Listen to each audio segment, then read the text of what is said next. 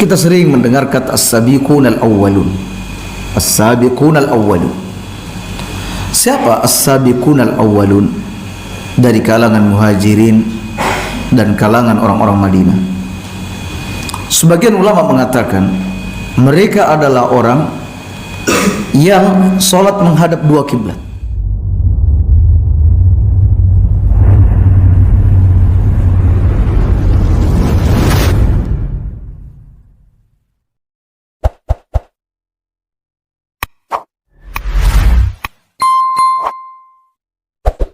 Assalamualaikum warahmatullahi wabarakatuh. Alhamdulillah nahmaduhu wa nasta'inuhu wa nastaghfiruh wa na'udzu billahi min sururi anfusina wa min sayyiati a'malina. May yahdihillahu fala mudilla lahu wa may yudlil fala hadiya lahu. أشهد أن لا إله إلا الله وحده لا شريك له وأشهد أن محمدا عبده ورسوله أما بعد. Mari kita lanjutkan kajian kitab Syarh Sunnah yang ditulis oleh Imam Al-Barbahari rahimahullahu ta'ala. Poin yang ke-98. Di pertemuan sebelumnya kita sudah membahas tentang keutamaan keluarga Nabi sallallahu alaihi wasallam dari Bani Hashim dan Bani Abdul Muttalib. Sekarang kaum muslimin, kita masih menyisakan satu keutamaan dari orang yang diwasiatkan oleh Nabi sallallahu alaihi wasallam agar kita berlaku baik kepada mereka. Qala al-muallif, penulis berkata, wa'rif fadl al-ansar. Kenalilah keutamaan orang-orang Ansar. Wa wasiyata Rasulillah sallallahu alaihi wasallam fihim. Dan wasiat Rasulullah sallallahu alaihi wasallam berkenaan dengan orang-orang Ansar. Wa alir Rasul.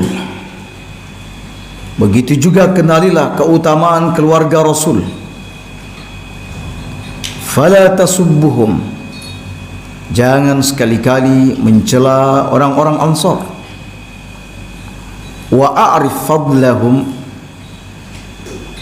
Dan kenali pula keutamaan-keutamaan yang mereka miliki.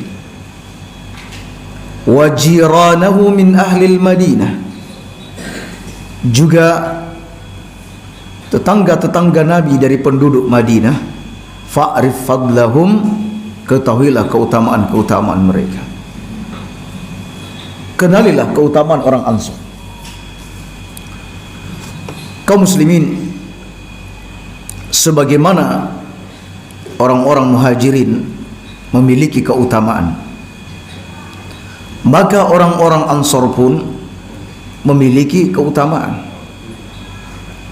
Orang-orang Ansar dikenal sebagai kaum yang dermawan, pemurah, baik hati, dan mereka rela berkorban.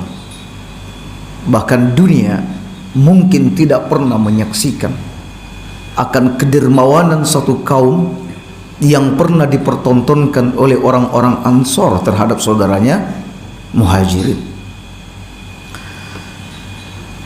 Ketika orang-orang muhajirin datang ke Madinah dengan tangan hampa, tidak membawa harta, juga tempat tinggal, mereka disambut saudaranya orang-orang Ansar dengan tangan terbuka. Mereka berbagi harta, bahkan mereka juga berbagi tempat tinggal. Ini kelebihan orang-orang Ansar. Allah Subhanahu wa taala memuji orang Ansar di banyak tempat dalam Al-Qur'an.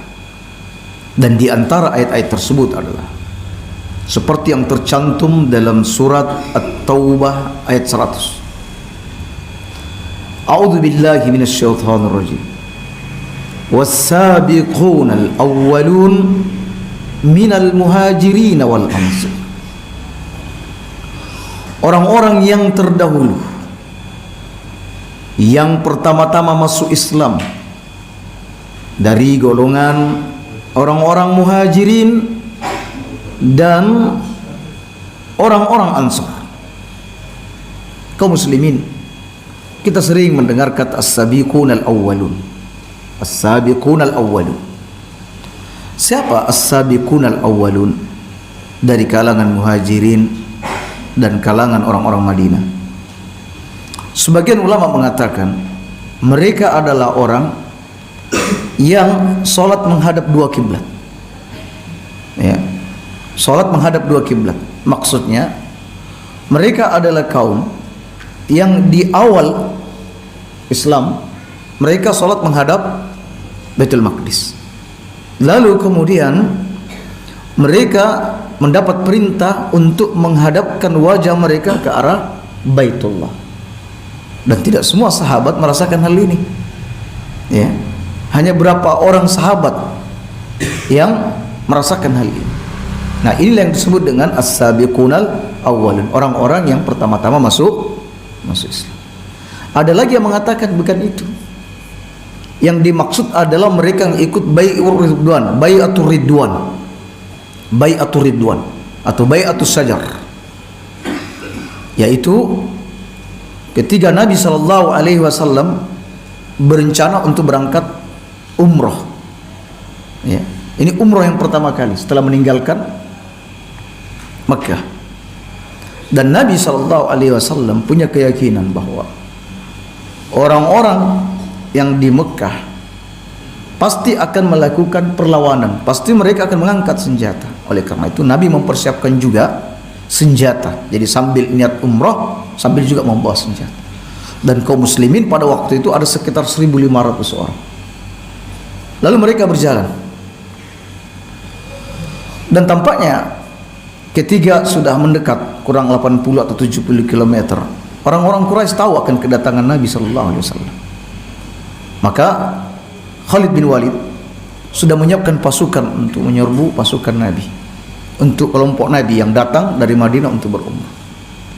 Demi mengetahui itu, maka Nabi SAW mencari jalan alternatif. Jadi mereka berencana untuk menghindari konflik, pertempuran, pertumpahan darah. Jadi Nabi mengambil jalan alternatif. Dan benar saja ketika orang-orang Quraisy mendapati bahwa Nabi tidak sesuai dengan jalur yang diperhitungkan, maka mereka kembali ke Mekah.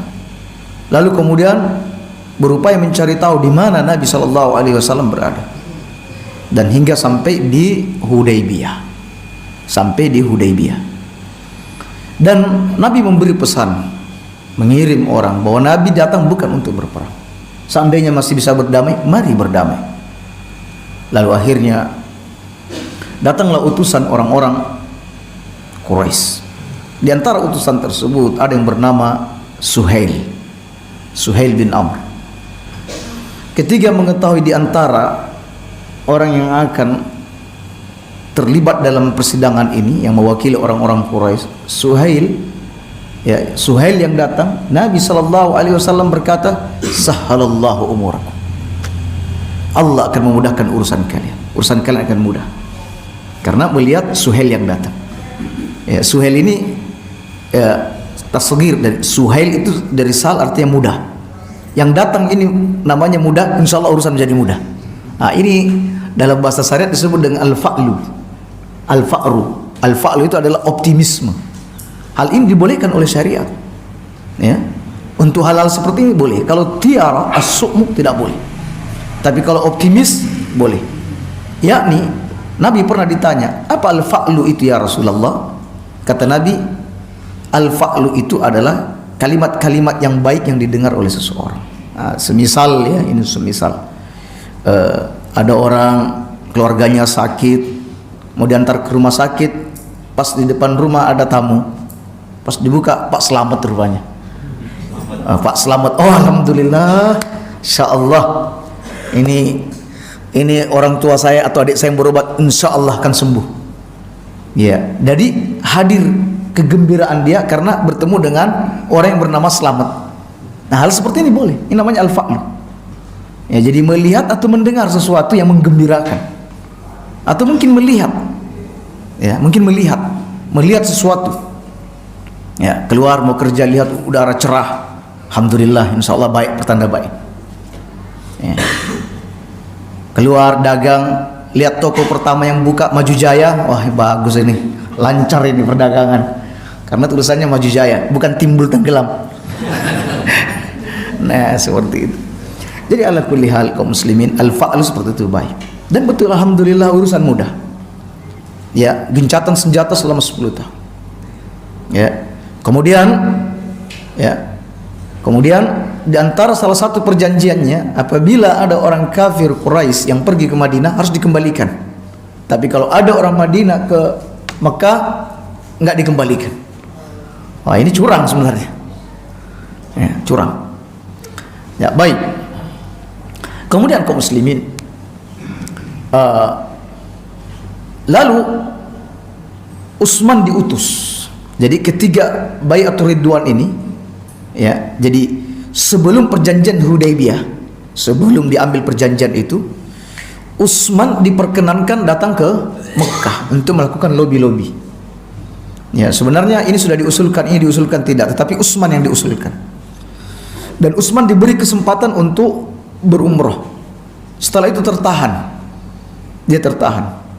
Nabi SAW dan para sahabat sudah mencemaskan Utsman. Jangan-jangan Utsman diperlakukan yang tidak-tidak oleh orang kafir Quraisy. Sehingga Nabi mengambil janji, baiat, sumpah setia kepada para sahabat-sahabat. Ayo sumpah setia. Ya. Apakah sumpah setia berani mati, atau kalau terjadi peperangan tidak akan kabur dari peperangan? Ini masalahnya, Utsman ini sudah ditahan. Jadi para sahabat sudah mengambil sumpah setia. Nah, itu yang disebut dengan Bai'atul Ridwan. Ya. Setelah mereka ambil sumpah setia, ya, untuk menghadapi segala kemungkinan, tahu-tahu datang utusan dari orang-orang Quraisy. Ya, dan juga Utsman sudah kembali. Sehingga terjadilah perjanjian namanya perjanjian Hudaybiyah. Nah, mereka dari kalangan sahabat Ansor Muhajirin yang ikut dalam perjanjian ini disebut sebagai as-sabiqunal awwal. Nah, baik. As-sabiqunal awwal minal muhajirin wal ansar walladzina tabauhum bi ihsan, dan mereka-mereka yang mengikuti mereka dengan cara yang baik, radhiyallahu anhum wa radu anhu. Allah ridha kepada mereka dan mereka pun ridha kepada Allah. Coba lihat kaum muslimin, Allah menyatakan dengan jelas Allah ridha kepada as-sabiqunal awwalun, yaitu orang-orang muhajirin dan orang-orang ansar. Wa'adda lahum jannatin tajri tahtahal anhar. Allah janji kepada mereka, mempersiapkan surga-surga yang mengalir di bawahnya sungai-sungai. Khalidina fiha abadan. Mereka kekal di dalamnya selama-lamanya, dan itu adalah keuntungan yang besar. Itu kemenangan yang besar. Jadi di sini sudah ada cap, ya, bahwa Allah sudah ridha kepada siapa? Orang-orang muhajirin dan orang-orang ansar. Baik. Kenapa ini kita ketengahkan kaum muslimin? Karena kelompok-kelompok, firqah-firqah yang ada, hampir-hampir tidak ada di antara mereka yang selamat dari mencela sahabat Nabi SAW. Mau Syiah, mau Jahmiyah, mau Mu'tazilah, mau Qadariyah, ya, firqah-firqah ini tidak lepas lisan mereka menghina dan menjatuhkan sahabat. Hampir-hampir kaum muslimin. Bahkan kita katakan semua firqah-firqah itu hampir rata menjatuhkan kehormatan sahabat, kecuali ahli sunnah wal jamaah, ya, kecuali ahli sunnah wal jamaah. Makanya ini diangkat, orang-orang Ansor ini diangkat agar kita sudah sama tahu bahwa kalau mau tahu kelompok yang sehat, mau tahu kelompok yang sakit, mana yang patut diikuti langkahnya, mana yang harus ditinggalkan. Lihat bagaimana mereka menyikapi sahabat. Ya, apakah dari ajaran-ajaran mereka mengeluarkan ungkapan-ungkapan yang tidak pantas pada sahabat, yang menjatuhkan sahabat? Di sini Al-Quran menyebutkan radhiyallahu anhum. Allah ridho kepada mereka, bahkan sudah dijanjikan surga dan mereka kekal di dalamnya. Ya. Baik, ayat yang lain Allah Subhanahu wa taala berfirman, "Walladzina amanu," dan orang-orang yang beriman, "wahajaru," dan yang berhijrah, "wajahadu fi sabilillah," dan berjihad di jalan Allah, "walladzina awau," dan orang-orang yang memberikan perlindungan untuk Nabi, "wa nasaru," dan menolong Nabi. Maksudnya di sini orang-orang Ansor. Ya, jadi mereka yang berhijrah berarti orang-orang Muhajirin. Mereka yang memberikan perlindungan, memberikan pertolongan, memberikan tempat tinggal, ini adalah orang-orang Ansor. Ulaika humul mu'minuna haqqan. Mereka itu adalah orang-orang mukmin yang sejati. Lahum maghfiratun wa rizqun karim. Bagi mereka pengampunan dan rezeki yang mulia. Apalagi kaum muslimin, mereka adalah mukmin yang sejati. Oleh karena itu, jika ingin mencontoh, ingin bertaklid, taklid saja kepada orang yang sudah dipuji oleh Allah. Taklidlah kepada kaum yang dinyatakan oleh Allah sebagai mukmin yang sejati. Taklid saja kepada mereka, tidak taklid kepada selain sahabat Nabi sallallahu alaihi wasallam. Baik. Kemudian kaum muslimin, adapun hadis-hadis Nabi sallallahu alaihi wasallam ada banyak tentang pujian terhadap Ansor. Nabi sallallahu alaihi wasallam di pada perang Ahzab, mereka bergotong royong menggali khandak, parit, gali parit. Ada yang menggali dan ada yang mengangkat tanahnya. Melihat itu, Nabi sallallahu alaihi wasallam berdoa, "Allahumma la aisa illa aisul akhirah." Ya Allah, tidak ada kehidupan melainkan kehidupan akhirat. Tidak ada kehidupan yang sejati, tidak ada kehidupan yang hakiki melainkan kehidupan akhirat. Faghfir lil ansar wal muhajirah. Ampuni dosa-dosanya orang-orang Ansar, dan begitu juga dengan orang-orang Muhajirin. Satu. Yang kedua, bahwa Nabi sallallahu alaihi wasallam bersabda, "Al-ansaru syi'arun wan nasu disarun." Orang Ansor itu laksana pakaian yang melekat di tubuh. Jadi ini pakaian yang langsung kena kulit, itu orang Ansor. Wan nasu disarun. Sementara yang lain, ya, yang lain termasuk orang Muhajirin, pokoknya selain Ansor, disar. Dia adalah pakaian luar, alias jaketnya, selimutnya, kemulnya. Kalau orang Madinah nih yang melekat. Ya. Walaulal hijrah, seandainya bukan karena hijrah, lakuntum ra'an minal ansar, niscaya aku adalah orang Ansar.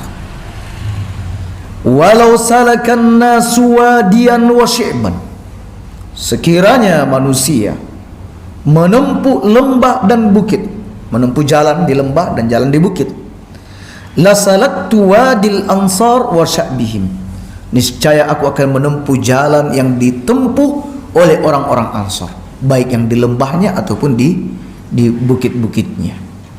Ini ungkapan kaum muslimin diucapkan oleh Nabi ketika Nabi membagi harta rampasan perang atau harta fai di perang Hunain, di mana ada di antara orang yang baru masuk Islam diberi 100 ekor onta.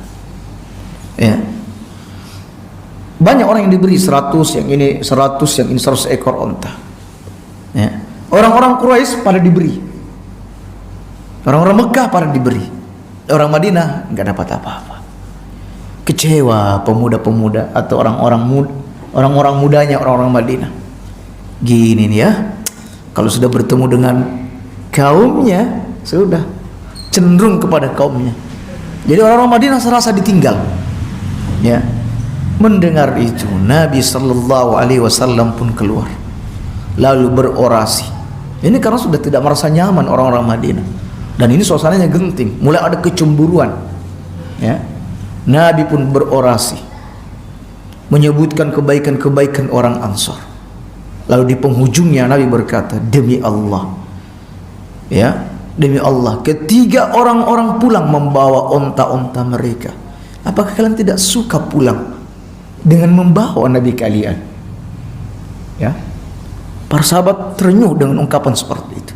Katanya, demi Allah, seandainya orang-orang berjalan di satu lembah, ya, orang-orang berjalan di satu lembah dan bukit, kemudian orang-orang Madinah berjalan di satu lembah yang lain atau di bukit yang lain, niscaya saya akan menempuh jalan yang ditempuh oleh orang-orang Ansar. Ya. Akhirnya setelah itu tersadar semua orang-orang Ansar, tersadar semua. Nah, jadi kaum muslimin, itu keutamaan orang-orang Ansar. Baik. Dan dalam hadis disebutkan, al-muhajiruna wal ansar ba'duhum awliya'u ba'din. Orang muhajir dan ansar adalah pelindung antara satu dan yang lain, fid dunya wal akhirah, di dunia dan di akhirat. Mereka saling melindungi di dunia dan di akhirat. Kaum muslimin, kesimpulannya bahwa demikianlah keutamaan orang Ansar. Ketika disebut Ansar, berarti orang-orang muhajirin juga memiliki kelebihan yang sama. Oleh karena itu, kita sebagai seorang muslim amat patut untuk menghargai, ya, sahabat-sahabat Nabi Sallallahu Alaihi Wasallam. Baik. Kemudian kata pengarang, jangan lupa wasiat Rasulullah Sallallahu Alaihi Wasallam tentang mereka. Ya,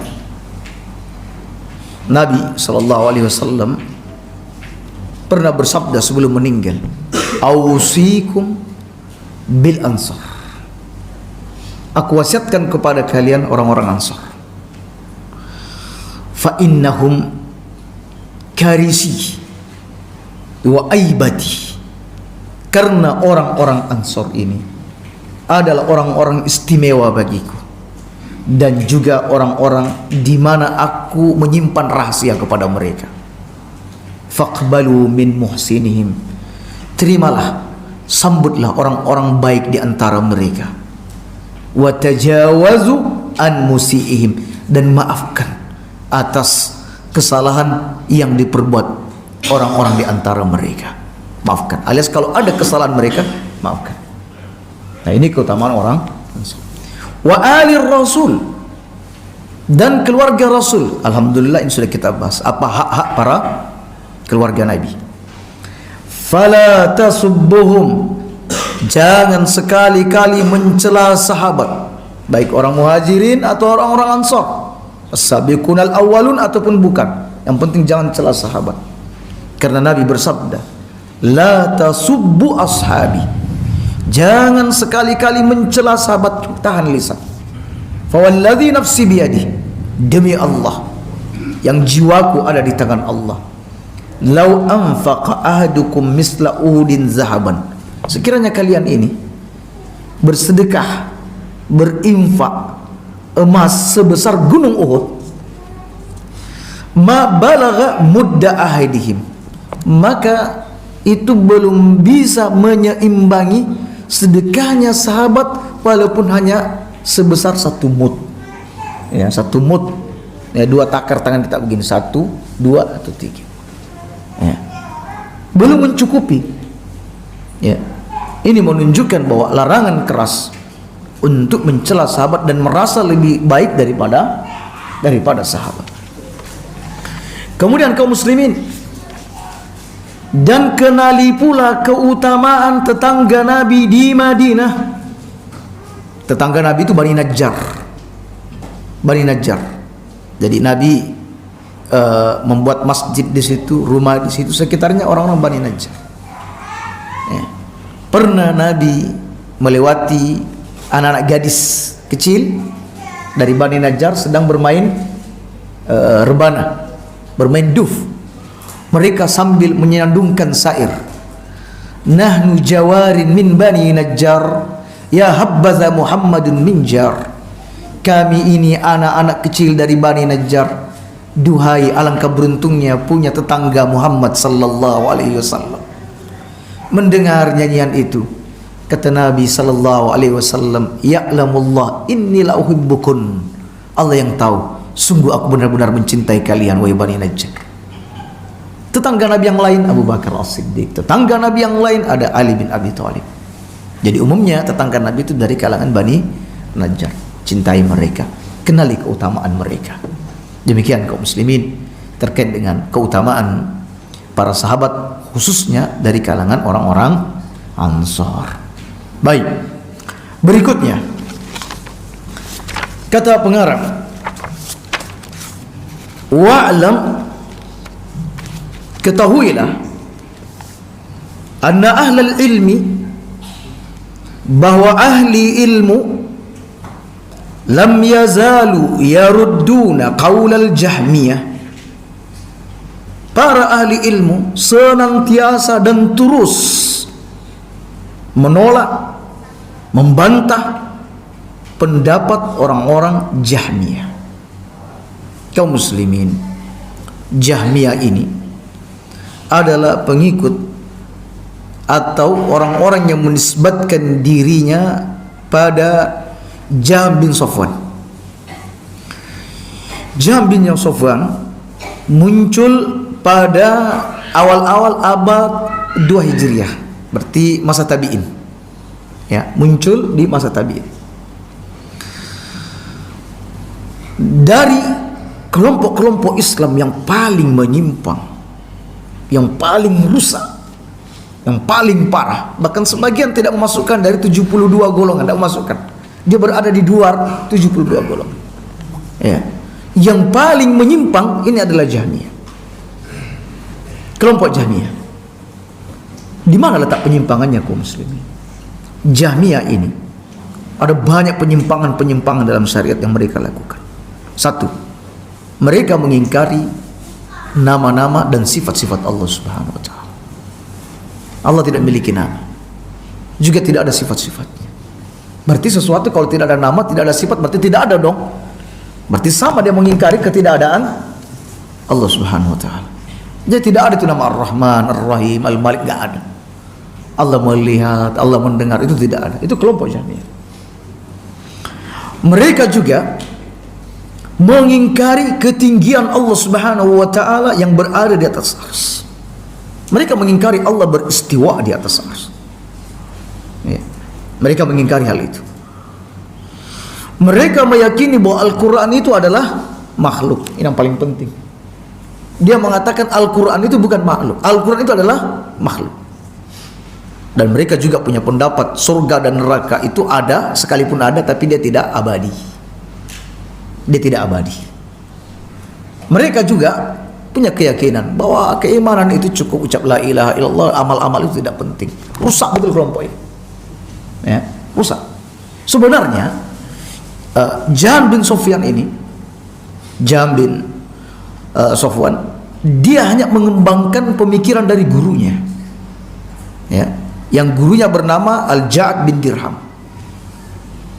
Ja'ad bin Dirham juga menerima dari gurunya Bayan bin Sam'ah. Kemudian dia menerima dari Talut. Talut menerima dari Labid bin A'sam yang pernah menyihir Nabi SAW. Orang Yahudi yang menyihir Nabi. Ya, turun temurun. Ini berbahaya guru kalau salah guru. Menjadi seperti ini. Sementara gurunya, ya, gurunya Jahm bin Safwan ini, yaitu Al-Ja'ad bin Dirham, itu disembelih pada hari Idul Adha oleh penguasa di masa itu. Saking parahnya pendapatnya, dia mengatakan, wahai kaum, sembelihlah korban-korban kalian, sementara saya akan menyembelih yang ini. Lalu dia disembelih seperti disembelihnya hewan. Kaum muslimin. Dan di masa tabi'in, alhamdulillah, mereka masih lemah. Mereka masih lemah. Kelompok mereka masih lemah. Di samping itu, ya, banyak ulama-ulama, orang-orang alim yang mendebat, yang membantah mereka, sehingga pemikiran mereka tidak begitu berkembang. Karena alhamdulillah banyak orang-orang alim di tengah-tengah mereka. Namun kata pengarang, hatta kana fi khilafati Bani Abbas, hingga ketika mulai masuk di pemerintahan Bani Abbas, khilafah Bani Abbas, ya, khususnya di 3 khalifah, Al-Ma'mun, Al-Mu'tasim, dan Al-Wasi. Mereka mendapat panggung. Bahkan ideologi negara secara resmi mengasung pendapat Jahmiyah dan Mu'tazilah. Mu'tazilah ini hanya bagian daripada Jahmiyah, ya, menjadi ideologi negara, bayangkan. Dan di Khalifah Ma'mun didukung oleh seorang qadhi yang bernama Ibnu Abi Duad.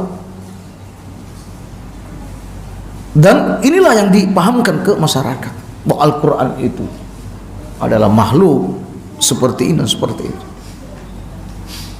Jadi mereka mendapatkan panggung dan mereka berkesempatan untuk menyebarkan ideologi mereka ini, ideologi yang rusak. Di saat itu kaum muslimin, di masa 3 khalifah ini, di mana Imam Ahmad mendapatkan ujian besar di masa itu, ya, takallamat Ruwaybidah fi amril ammah, bermunculan para Ruwaybidah. Ruwaybidah itu sebagaimana disabdakan oleh Nabi, sayati 'alan nas sanawatun khadda'at. Di antara ciri-ciri hari kiamat itu, nanti akan ada masa datang kepada manusia, tahun-tahunnya penuh dengan tipuan. Yusaddiqu fiha al-kadhib, yang pendusta dianggap benar. Wa yukadzabu fiha as-shadiq, sementara yang jujur dianggap sebagai pendusta di masa itu. Ya, tapi kita tidak mengetahui ini kapan, tapi ini dekat-dekat pada hari kiamat. Ya. Tetapi ketika pengarang menulis kitab ini, dia menganggap bahwa hari kiamat juga sudah dekat. Ya, karena dia menyaksikan Ruwaybidah ini bermunculan. Ya, di masa beliau, ya, dia menganggap Ruwaybidah itu bermunculan. Baik. Wa yu'tamanu fiha al-kha'in, para pengkhianat diberi amanah, dianggap amanah. Wa yuhawwanu fiha al-amin, sementara orang-orang yang terpercaya dianggap khianat. Entahlah apa zaman itu juga sudah berlaku di masa kita. Wa yantiqu fiha Ruwaybidah, Ruwaybidah mulai bermunculan, mulai berbicara. Para sahabat bertanya, wa mar Ruwaybidah ya Rasulullah, siapa Ruwaybidah itu ya Rasulullah? Kata Nabi, ar-rajulu tafi yatakallamu fi amril ammah, dia adalah laki-laki bodoh, laki-laki jahil, tetapi dia berbicara urusan agama. Bahkan di semua lini dia berbicara. Dia berbicara tentang urusan agama seenak-enak dia, sesuai dengan hawa nafsu dia. Jadi semua disiplin ilmu agama semua seperti kelihatannya dikuasai, padahal dia adalah orang bodoh. Ya, makanya kaum muslimin, ketika bermunculan orang-orang seperti ini, maka rusaklah satu umat. Tapi ketika masih banyak orang-orang alim di sana, alhamdulillah, maka masih banyak yang bisa mendebat dan membantah subhat-subhat mereka. Tapi repotnya ketika orang-orang alim sudah banyak yang mati, orang-orang alim sudah dianggap sebagai pendusta, ya, justru yang pendusta mendapat panggung, maka bermunculan Ruwaybidah, muncul semuanya. Ya, dia menganggap bahwa urusan agama ini kayak sama dengan urusan dunia. Kalau sudah profesor bisa bicara agama, kalau sudah doktor bisa bicara agama. Ya, dia menganggap seperti itu. Bahkan penghormatan mereka terhadap spesialis ilmu mungkin lebih besar daripada terhadap urusan agama. Suruh ngoperasi, oh nggak bisa, itu spesialisnya dokter bedah. Suruh ini, oh itu spesialisnya ahli virus. Bicara agama, oh saya juga bisa. Urusan agama saya juga bisa. Dia laki-laki, saya juga laki-laki. Sama-sama bisa membaca. Ya. Jadi penghormatannya terhadap hal-hal seperti itu lebih besar dibanding urusan agama. Padahal kaum muslimin untuk urusan syariat ini tidak mengandalkan otak semata, bahkan itu urusan di bagian belakang. Tetapi dalam beragama ini adalah taklid, mencontoh Nabi SAW, mengikuti aturan-aturan yang sudah ada. Tidak serta-merta orang yang paling pandai bahasa Arab berarti dia sudah mengerti agama. Justru banyak yang pakar bahasa, ahli bahasa, justru menyimpang dari agamanya. Banyak terjadi. Ya. Banyak. Jadi kaum muslimin, hitungan-hitungan ilmu agama itu tidak seperti itu, yang seperti disangkakan oleh para pengekor hawa nafsu. Tidak seperti itu. Jadi kaum muslimin, takallamat Ruwaybidah fi amril am wa ta'anu ala athari Rasulillah sallallahu alaihi wasallam. Mereka begitu lancang terhadap hadis-hadis Nabi sallallahu alaihi wasallam. Mereka buat hadis palsu suka-sukanya. Bahkan diberi sanad. Akhirnya kita kena efek belakang, generasi belakang. Ya. Ada hadis, oh ini hadis sahih. Pada hadis palsu. Ya. Ada yang memang tidak memiliki sanad, diambilkan dari sanad yang lain lalu dipasangkan. Alhamdulillah, tapi selalu muncul generasi-generasi yang di tengah mereka ada pakar-pakar hadis yang bisa menyaring, ya, bisa memfilter. Oh ini hadisnya tidak sahih, ini hadisnya lemah. Makanya kita berterima kasih kepada alim-alim seperti ini, ya, yang mereka mau bermurah hati, mau menulis, memperingatkan kepada umat. Pernah ada salah seorang pembuat hadis palsu mau digantung, mau dihukum oleh khalifah, kami lupa khalifah siapa. Kalau tidak salah Harun ar-Rasyid. Kata dia, silakan tuntaskan, silakan jalankan hukuman ini.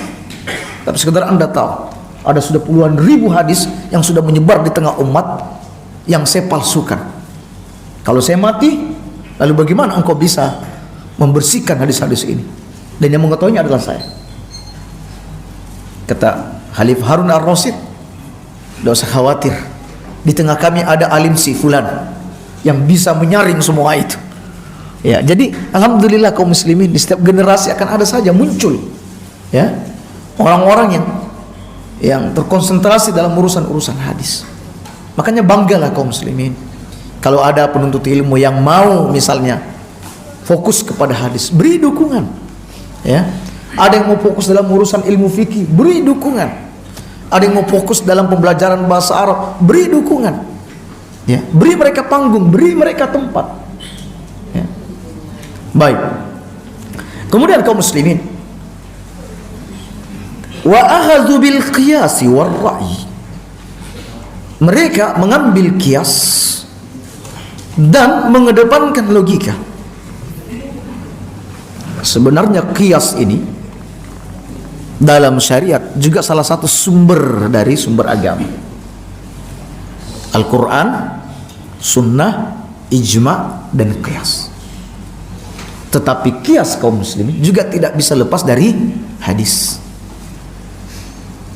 Qiyas ini kaum muslimin adalah menghukumi sesuatu yang tidak jelas dalilnya, lalu dikembalikan kepada sesuatu yang hampir sepadan, yang sama, yang memiliki dalil. Semisal beras atau padi, ada zakat atau tidak ada zakat? Ya, itu pertanyaannya, ada zakat atau tidak? Masalahnya dalam hadis-hadis tidak ada zakat. Tidak disebut beras bagian dari zakat, yang adanya gandum. Ya. Jadi yang ada dalil adalah gandum, padi tidak ada. Lalu dilihat ada kesamaan di antara mereka, illat. Oh ini makanan pokok, yang ini sama makanan pokok. Ini disimpan bertahan dalam waktu yang lama. Padi juga kalau disimpan dia bertahan dalam waktu yang sama. Ini ditimbang dan ditakar. Oh ini juga sama, ditimbang dan ditakar. Oh podo, sama dalam illat. Karena ini wajib berarti ada juga padi. Ini juga wajib, dan itu benar dalam syariat ada. Seorang bertanya, ya Rasulullah, ibuku ya Rasulullah meninggal dan meninggalkan utang. dia meninggalkan utang puasa. Apakah saya harus menggantinya ya Rasulullah? Kata Nabi, kalau ibu meninggalkan utang kepada manusia, dibayar, bayar. Utang Allah lebih berhak untuk dibayar dibanding utang manusia. Ini namanya analogi. Kias boleh, dan ini boleh. Ijma mengatakan kias itu boleh. Tetapi kias yang sesuai dengan kaidah, bukan kias yang jauh dari kaidah. Ada orang masukkan jenazah dalam kubur, Allahu Akbar, Allahu Akbar. Selesai azan ditanya, Mas, ini dalilnya apa? Kias. Kiasnya kemana? Anak lahir, baru dilahirkan langsung diazani. Karena dia dilahirkan, ia matinya juga diazani. Kan kiasnya kan rusak. Kias seperti ini tidak boleh. Ya, tidak sama antara orang hidup dengan orang mati. Yang ini siap menyambut kewajiban, yang ini sudah lepas dari kewajiban. Jadi analoginya, yang ini mendengar, orang mati tidak mendengar. Berarti kiasnya kias mal-farik, berbeda sekali. Gak bisa. Mas, kenapa sampai pakai wasilah segala kalau mau berdoa kepada Allah? Ya sama menteri aja Mas, pakai perantara. Ketemu Pak Jokowi aja pakai menteri. Ya, ketemu presiden lewat menteri. Ya mestinya juga kalau bertemu dengan Allah mesti juga lewat orang-orang soleh. Nah ini sudah kias berlaku ini. Rusak kias seperti ini kaum muslimin. Nah di zaman itu analogi dipakai semuanya. Kias-kias yang rusak juga dipakai. Karena apa? Ini karena bermain logika dalam beragama. Ya, baik. Wa kaffaru man khalafahum. Dan di masa itu mereka mengkafirkan orang yang menyelisih pendapat mereka. Kaum muslimin, semua pengikut hawa nafsu, ahli bid'ah, mereka paling gemar mengkafirkan orang yang menyelisih mereka. Cari kelompok yang mana coba? Jahmiyah, Mu'tazilah, pengusung dan pengagung akal, ya. Mereka banyak membaca referensi dari Yunani atau dari Romawi, ya. Mereka adalah orang-orang yang mengagungkan akal, selalu bertoleransi. Mari kita toleransi. Tetapi kaum muslimin, tapi ketika ada orang menyelisih pendapat mereka, mereka divonis kafir. Lihat Khawarij. Khawarij sama. Yang berbeda dengan Khawarij kafir. Dan ada kelompok di Indonesia, ya, kelompok di Indonesia yang dulu namanya Lemkari, ya, apalagi Islam Jamaah, ya, nggak tahu apalagi namanya sekarang itu. Oh ya, itu masya Allah, selain mereka yang tidak berbaiat sama mereka kafir. Ya, ada seorang bapak di salah satu pengajian, dia menyapa, dia mantan dari kelompok tersebut. Kata dia, saya mantan Ustaz, saya sudah keluar. Sudah berapa anak? Ada anak tapi sudah terpisah dari saya. Istri juga terpisah dari saya. Loh kenapa? Saya sudah kafir Ustaz. Jadi istrinya sudah terpisah, jadi pergi semua meninggalkan saya. Karena saya dinyatakan kafir, tidak mungkin katanya satu atap dengan orang kafir. Jadi, mungkin kelompok ini mengatakan, oh, enggak, kami tidak mengkafirkan. Ya, ini yang bercerita, langsung pelakunya sendiri bercerita. Ala kulli hal kaum muslimin, carilah kelompok-kelompok mana yang selalu kita ini toleransi, ya, selalu menggonggongkan toleransi. Tapi pas ketiga baru dikatakan ini amalan bid'ah, langsung sudah, ya, diserbu itu sudah, ya, mau bikin pengajian habis sudah pengajiannya, ya. Padahal selalu mengagung-agungkan seperti itu, ya.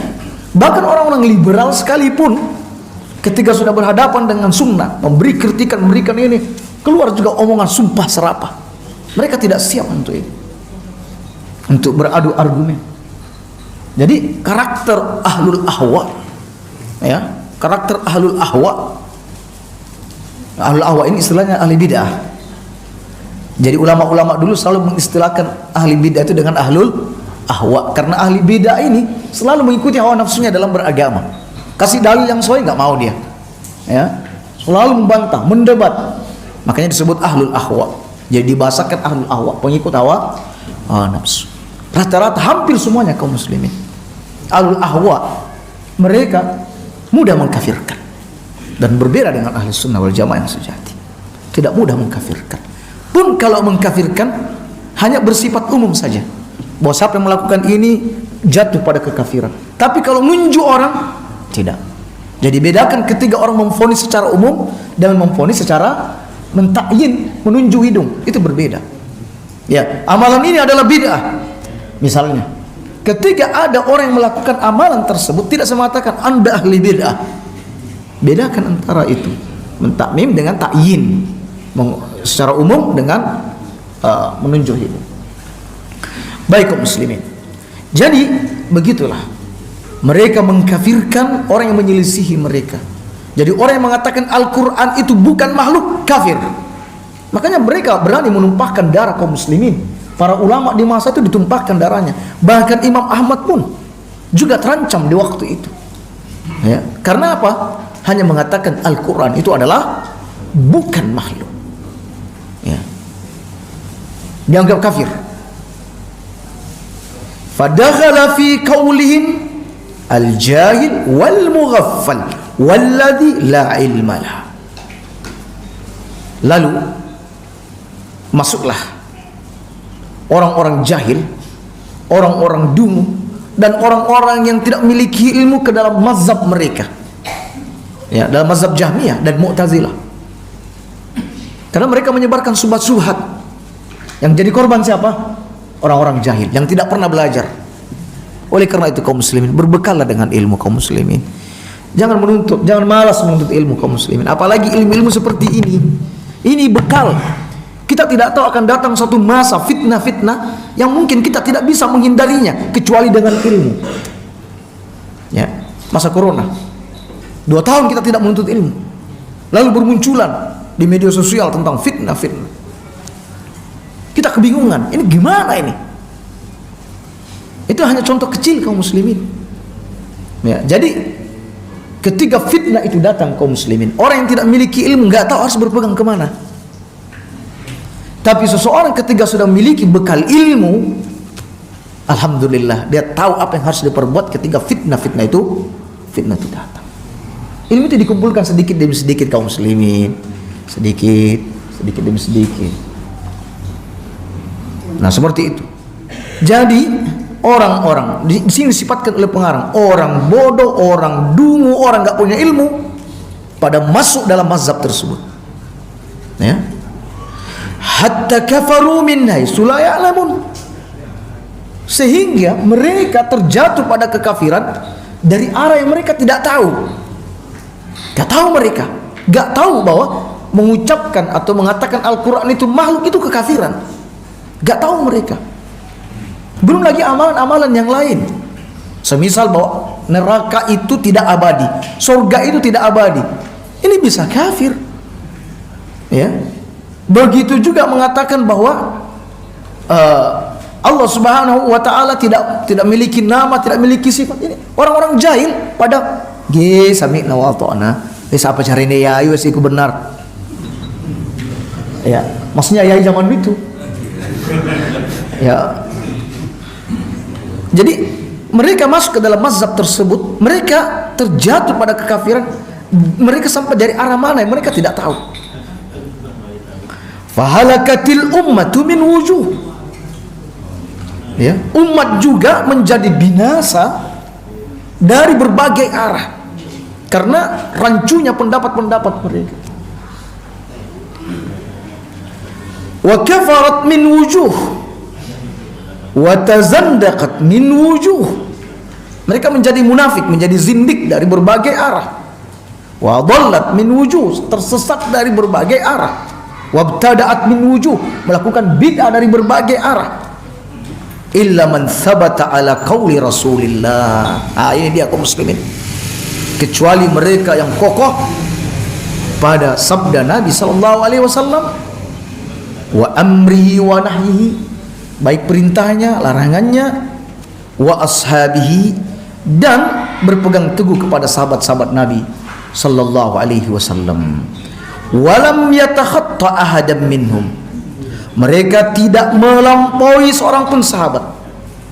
Walam yujawiz amrahum, dan mereka tidak sampai lancang untuk melewati para sahabat. Wa wasi'ahum ma wasi'ahum, dan mereka merasa cukup dengan apa yang para sahabat cukup dengannya. Walam yarghaba an tariqatihim wa mazhabihim, tidak membenci mazhab dan jalan para sahabat. Wa alima annahum kanu alal islamis sahih, dan mereka tahu bahwa para sahabat itu ada di atas Islam yang benar dan di atas keimanan yang benar. Oleh karena itu dia cukup taklid kepada agamanya para sahabat. Setelah itu dia berehat. Dan innad din, kata pengarang menutup pembahasannya, innad din innama huwa bittaqlid. Ini kata kuncinya. Sesungguhnya agama itu tidak lain adalah dengan taklid. Wat taqlid, dan taklid itu mengikuti sahabat Nabi sallallahu alaihi wasallam. Jadi beliau mengunci ya ungkapan kalimatnya bahwa pernah terjadi masa seperti ini, dan orang yang hanya selamat dari fitnah-fitnah ini ada mereka yang mau berpegang teguh kepada Al-Quran dan juga mau berpegang kepada mazhab dan jalan para sahabat. Karena sahabat mereka adalah orang yang diridhoi oleh Allah, mereka adalah mukmin yang sejati. Oleh karena itu tinggal ikuti mereka. Bacalah hadis, bacalah asar, bacalah sejarah, maka kita akan menemukan bagaimana para sahabat beragama. Demikian kaum muslimin pembahasan kita pagi ini, dan insyaallah kita akan mengangkat tema lain yang terkait dengan manhaj yang amat kita butuhkan dalam kehidupan kita. Baik, jika ada pertanyaan maka kami persilakan untuk bertanya. Silakan.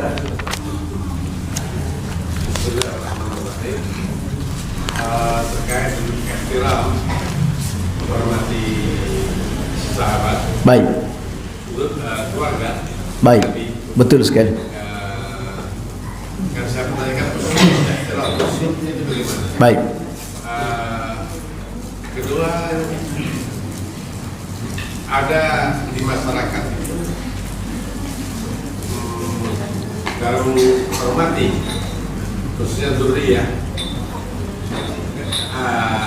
dengan cara mencium tangan atau bagaimana. Baik. Tidak boleh mengawini dari turunan mereka. Baik. Apa itu uslubul ihtiram? Baik. Kemudian atau sampai di masyarakat itu janda-jandanya ustaz atau para kiai tidak berani ustaz mengawini. Iya, iya. Betul sekali. Takut kualat. Apa itu bentuk ihtiram? Iya, baik. Hal lain, adakah ada perbedaan antara dzurriyyah dan ahlul bait? Baik. Baik. Itu dulu, Ustaz. Terima kasih. Jadi kaum muslimin, pengarang menyebutkan bahwa kita harus mengenali keutamaan Bani Hashim. Kemudian Bani Hashim tidak memiliki keturunan, tidak memiliki cucu, melainkan jalur Abdul Muttalib. Lalu Abdul Muttalib memiliki 10 anak laki-laki. Di antaranya Abu Talib, Abu Lahab, Hamzah, dan lain sebagainya. Dan keturunan-keturunan mereka, keturunan-keturunan dari Abdul Muttalib ini ya adalah merupakan dari Ahlul Bait. Dan Ahlul Bait itu menurut pendapat yang benar adalah istri Nabi SAW. Begitu juga anak keturunan dari Bani Hashim, yaitu Abdul Muttalib ke bawah. Ya, tentu anak-anak Nabi, cucu-cucu Nabi, dan seterusnya. Ini adalah Ahlul Bait. Dan mereka memiliki hak. Mereka memiliki hak.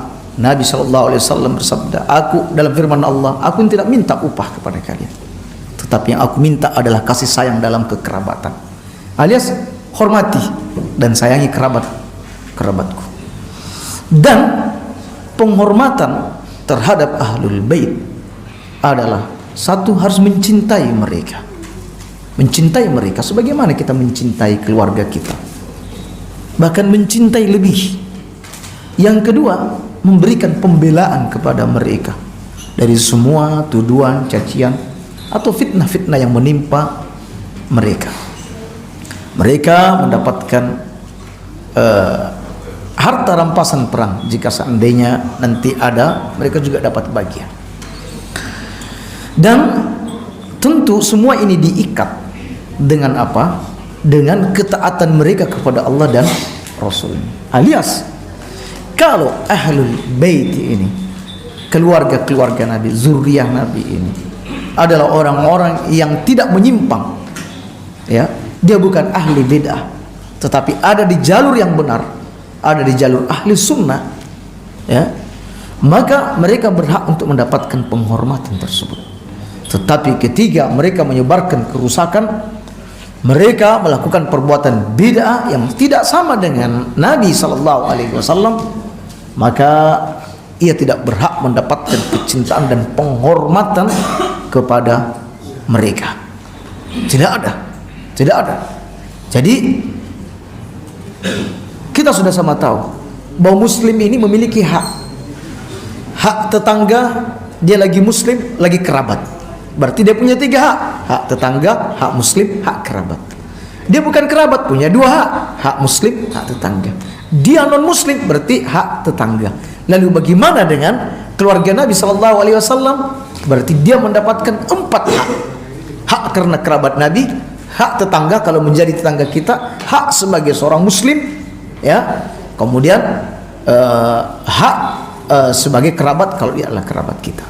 Jadi itu yang dimaksud dengan memberikan penghormatan, yang menghormati, mencintai dan memberikan pembelaan kepada mereka.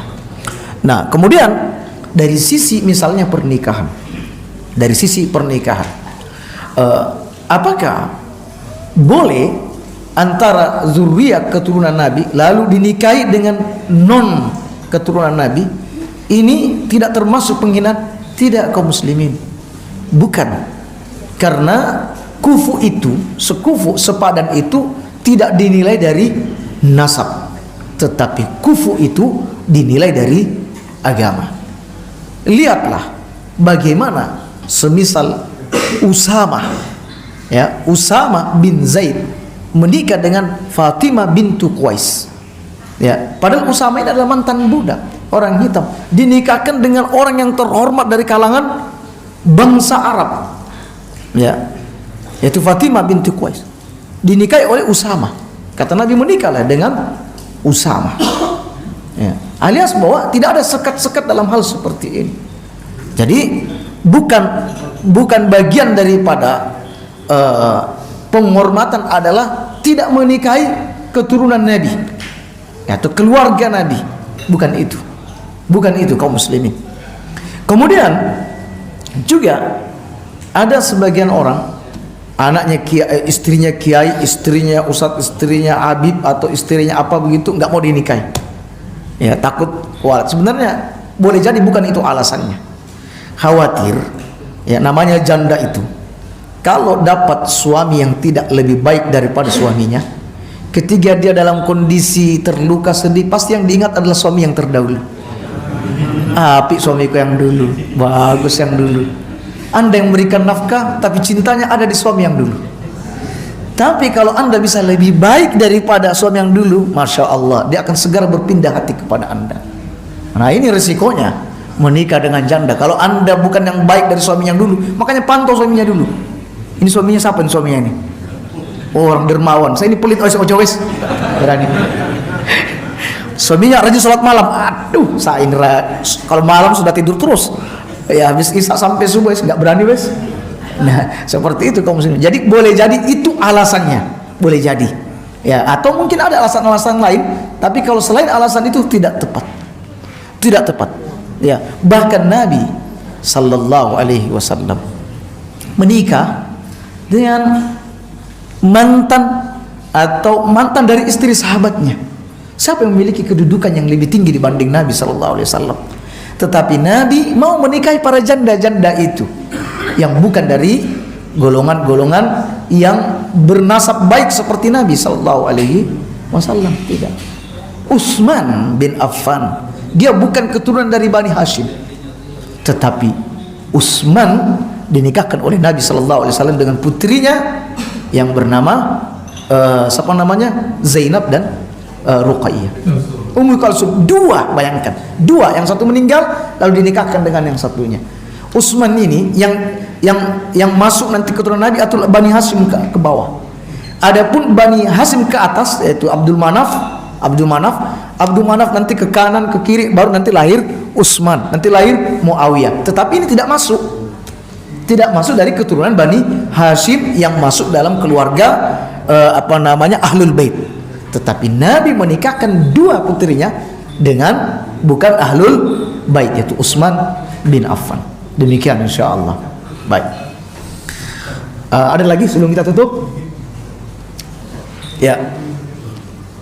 Apakah masih ada Syiah Zaidiyah di zaman sekarang? Kemudian apakah benar orang hadis Al-Hakim itu merasa pengikut Syiah Zaidiyah? Baik. Termasuk Imam Asy-Syaukani rahimahullahu taala, dia adalah Syiah Zaidiyah. Tetapi Syiah Zaidiyah ini dia kelompok yang amat dekat dengan Ahli Sunnah wal Jamaah. Mereka tidak menghinakan dan merendahkan sahabat, ya. Mereka tidak menghinakan dan merendahkan sahabat. Mereka hanya yang menjadi khalifah ini mana yang lebih layak, mana yang lebih dulu antara Ali atau dengan Utsman dan lain sebagainya. Cuma sebatas itu. Adapun Syiah yang lain, Syiah Rafidhah ini yang amat menyimpang. Dan juga perlu diketahui bahwa orang-orang Syiah ini, karena mereka tidak semuanya mereka berbicara membenci sahabat karena dasar ilmu. Ya, orang-orang awam. Banyak orang-orang Syiah, ya, banyak orang-orang Syiah yang taunya mereka lahir dari lingkungan tidak pernah baca Al-Quran kayak kita misalnya. Taunya bahwa mencela Abu Bakar itu adalah ibadah, mencela Umar itu adalah ibadah. Mereka lahir di lingkungan seperti itu, ya. Mereka belum tersentuh dengan Ahli Sunnah wal Jamaah. Nah, makanya kita ketika memvonis orang-orang Syiah juga tidak serampangan. Mana dai-nya dan mana orang-orang awamnya. Ya, jadi Syiah Zaidiyah ini tampaknya hampir sudah punah. Syiah Zaidiyah ini hampir punah. Yang menguasai sekarang ini adalah Syiah Rafidhah. Demikian.